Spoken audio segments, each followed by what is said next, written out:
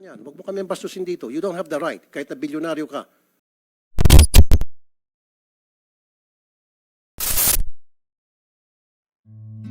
Grabe, Senator Tulfo, uminit ang ulo sa kasagsagan ng hearing. Bilyonaryong may-ari ng DMCI, pinagalitan. Talagang marami ang nagulat sa ginawang paninermon ni Senator Tulfo kay Ginoong Consunji ng DMCI. Dahil nga di umano ay inantok ito sa kalagitnaan ng pagdinig ukol sa judicial decisions and labor disputes. Hindi nga nakapagpigil ang butihing senador at sumabog sa galit at tila ba'y nainsulto sa ginawang ito ng bilyonaryo. There is no TRO. Excuse me, Mr. Consunji, please, huwag kayong matulog dito. Please, wala kami binibaby dito. Hindi porket bilyonaryo ka, tutulugan mo kami. Don't do that. Pambabastos siya. Hindi pa ako natutulog. No, nakita kita, tutulog kayo. Huwag ka.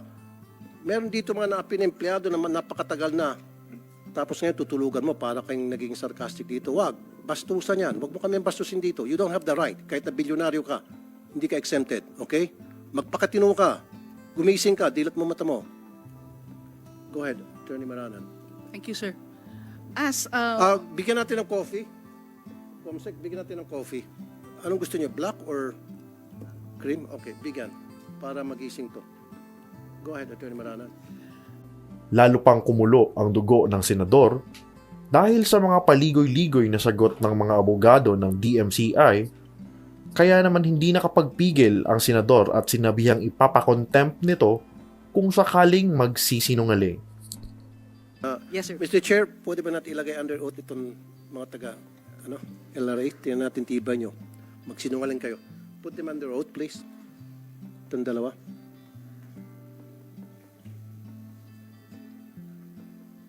Hindi, yung dalawa, hindi pa ata nag-oath to eh. Nag-oath na ba kayo during the last hearing, no? Okay, okay. Liwanag. Kasi Mr. Chair, nakikita ko, pati itong LRA, pinaikot-ikot tayo. Yung kagalingan nitong LRA sa pag-ikot-ikot at kagalingan nitong DMCI sa pag-ikot-ikot, pinagsama mong dalawa, bingo. Talagang wala tayong patutungan dito. Pag in-entertain natin yung kanilang kabalastugan. No, I'm not gonna accept it. Attorney Elizalde, have you, did you get the records ready? Your Honor, I'm having someone look through the records now. Excuse me? Pinapahanap ko po, sir. How long would it take? Kayo pa ba'y manual o computerized? Dapat isang pindot sa computer, hanapin nyo, search, nandiyan agad. Manual po yung... Oso ko manual, abutin tayo dito ng siyam-siyam. Gusto mo i-suspend natin para pagbalik para sa next hearing, meron ka na nun. I fervently apologize that we are still looking.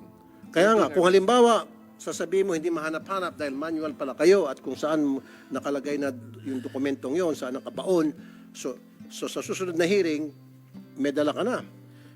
Yes, Your Honor, we'll do that. No, we'll wait for you now. Well, wait. Attorney Elizalde, abogado ka, di ba? Attorney. Yes, Alright, Your Honor. hindi ka ba sumasang-ayon sa opinion ni Commissioner Rick Dao na hindi na kinakailangan mag-issue ng isa pang writ of execution base sa... Mr. Chair, I'm sorry. Kasi nga, babalik naman tayo doon. Sabihin niya, procedure, pinagbabawal. That's why, para matapos na agad to, ipakita mo yung procedure ninyo na sinasabi mo, wherein it states na kailangan ng second writ. Alright, Attorney Elizalde, kung i-implement mo yung inisyu ng NLRC ng writ of execution, sa tingin mo ba may kakaso sa'yo? Sino magkakaso sa'yo? Hindi ko po alam, Your Honor. What do you want to Why do? don't you implement motu proprio the issuance of the writ of execution by the NLRC, which has been issued way back 2006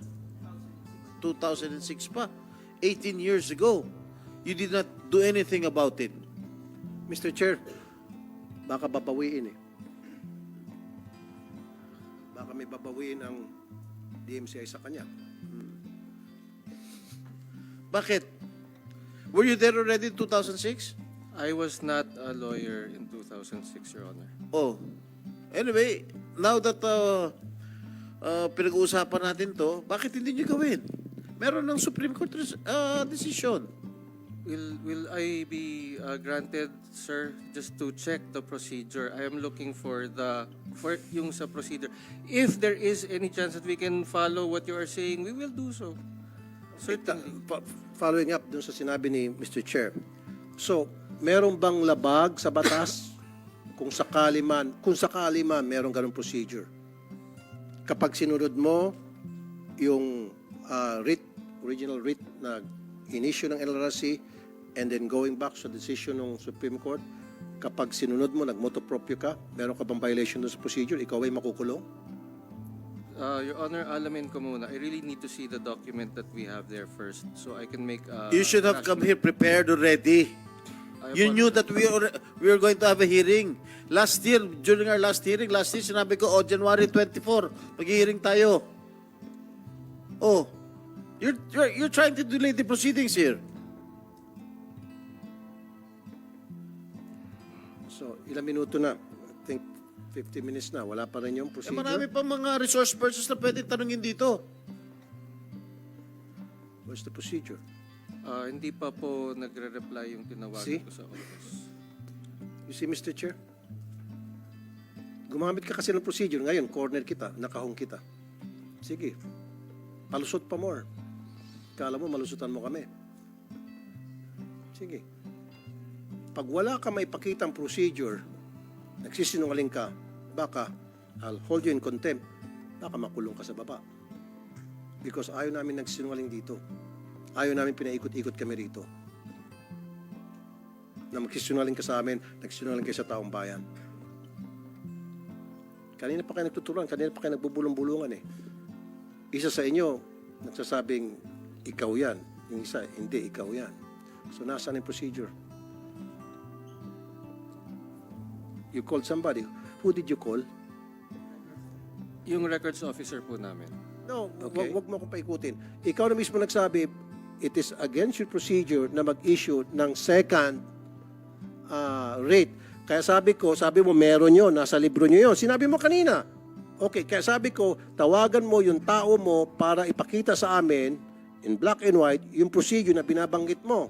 Kaya ka tumawag, kaya hinihintay ko nasaan na. Wala pa, Your Honor. Wala pa. Okay. Just be ready dahil kapag walang ganong klaseng procedure, ibig sabihin, nagsinungaling ka, I'll hold you in contempt. Yes, Your Honor. Okay. How long are we going to wait, Attorney Elizalde? Your Honor, I am sorry.